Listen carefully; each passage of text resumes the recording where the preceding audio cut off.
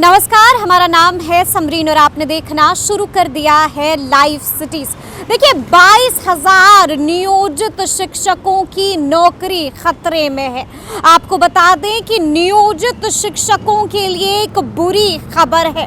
Patna high court के आदेश के बाद नियोजित शिक्षकों में हड़कंप मच गया है।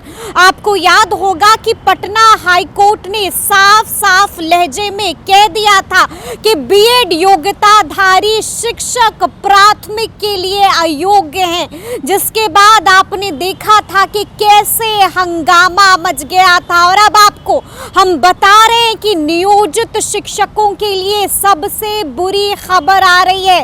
खतरे की तलवार 22,000 नियोजित शिक्षकों की नौकरी पर लटक रही है। देखिए पटना हाईकोर्ट के फैसले के बाद अब तमाम जिलों के शिक्षा पदाधिकारी बीएड योग्यताधारी शिक्षकों की पूरी सूची मांग रहे हैं, यानी कि खतरा बढ़ता जा रहा है। मामला क्या है, तफसील से आपको इस रिपोर्ट में बताएंगे। देखिए हाईकोर्ट के आदेश के बाद बिहार शिक्षा विभाग एक्शन मोड में आ गया है।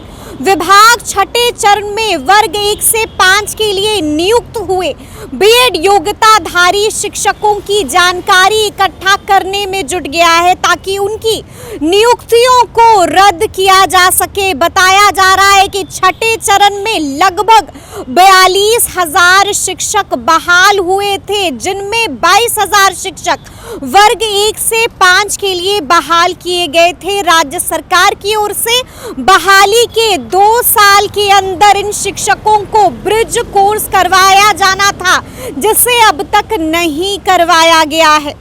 इसको लेकर अररिया के जिला शिक्षा पदाधिकारी ने सभी प्रखंड शिक्षा पदाधिकारियों को छठे चरण में क्लास 1 से 5 तक नियुक्त बीएड योग्यताधारी शिक्षकों से संबंधित सूचना उपलब्ध कराने के लिए पत्र जारी कर दिया है।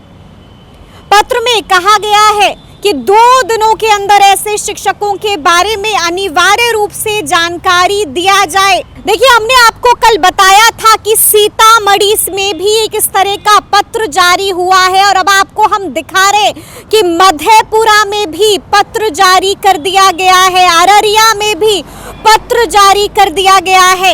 यानी कि हमने आपको बताया है कि कैसे अब शिक्षा विभाग एक्शन मोड में आ गया है।